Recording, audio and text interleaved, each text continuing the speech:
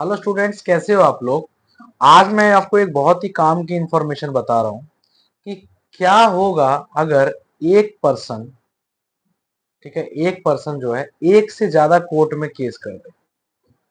मान लो कि, ध्यान से सुनना इस चीज को, बहुत ही इंपॉर्टेंट है कि अगर एक पर्सन है, उसका केस चल रहा है किसी दूसरे कोर्ट के अंदर, और वो क्या करता है कि सोचता है कि भाई मुझे इस कोर्ट के अंदर ज्यादा टाइम लग रहा है, मैं दूसरे कोर्ट के अंदर केस कर देता हूँ, है ना, दूसरे कोर्ट के अंदर कंप्लेंट फाइल कर देता हूँ, है ना।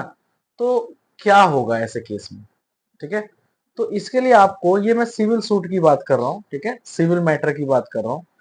तो इस केस में क्या होगा कि अगर आप कोई भी, अगर एक कोर्ट में केस पेंडिंग है, चल रहा है, अगर आप दूसरे कोर्ट में जाते हैं, सेम लेवल के, लेवल ध्यान रखना सेम है, ठीक है, सेम लेवल का आपको कोर्ट देखना है अगर दूसरी जगह पे, ठीक है। तो उसमें क्या होगा कि भाई जो नया जो कोर्ट होगा वो आपकी प्लेंट को, आपकी कंप्लेंट को रिजेक्ट कर सकता है। किस लिए रिजेक्ट करेगा, बोलेगा कि according to section 10 of CPC, civil procedure code, इसमें ये कहा गया है कि कोई भी अगर कोई केस है जो सेम टाइटल का है, सेम टाइटल का है और सेम फैक्ट है उसके अंदर, और दूसरे कोर्ट में पेंडिंग है, कोर्ट में ऑलरेडी, तो नए कोर्ट में इंस्टीट्यूटेड नहीं हो सकता है। नए कोर्ट में इंस्टीट्यूटेड नहीं हो सकता मतलब नहीं चलाया जा सकता है, रिजेक्ट हो जाएगा, ठीक है। तो सेक्शन 10 इसमें साफ साफ लिखा हुआ है, सेक्शन 10 के अंदर, no courts shall proceed with the trial of any suit in which the matter in issue is also directly and substantially in issue in a previously instituted suit। मतलब प्रीवियसली इंस्टीट्यूटेड सूट है, previously instituted case है, जो दूसरे case में already pending है दूसरे court के अंदर, तो नए कोर्ट के अंदर, सेम लेवल के कोर्ट के अंदर ये नहीं चलेगा, ठीक है, नहीं आगे दौड़ पाएगा, ठीक है।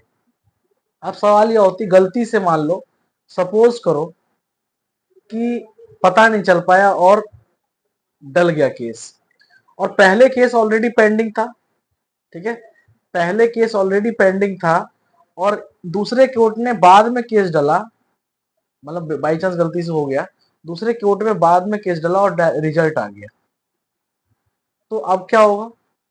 अब सेक्शन 11 की बात आती है।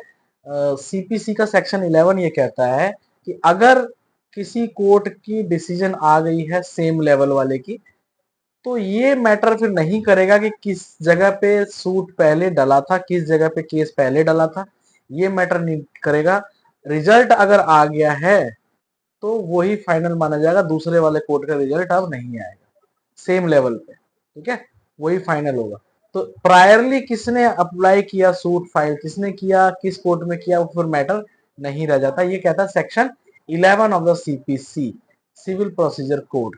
तो आज मैंने आपको इस वीडियो के अंदर आपको सेक्शन 10 ऑफ द सीपीसी और सेक्शन 11 ऑफ द सीपीसी का है आज की इस केस के अंदर, ठीक है। तो देखिए, अच्छा लगा हो तो वीडियो को लाइक कर देना, और अच्छा लगा ही होगा। थैंक यू सो मच, मिलते हैं नेक्स्ट वीडियो में।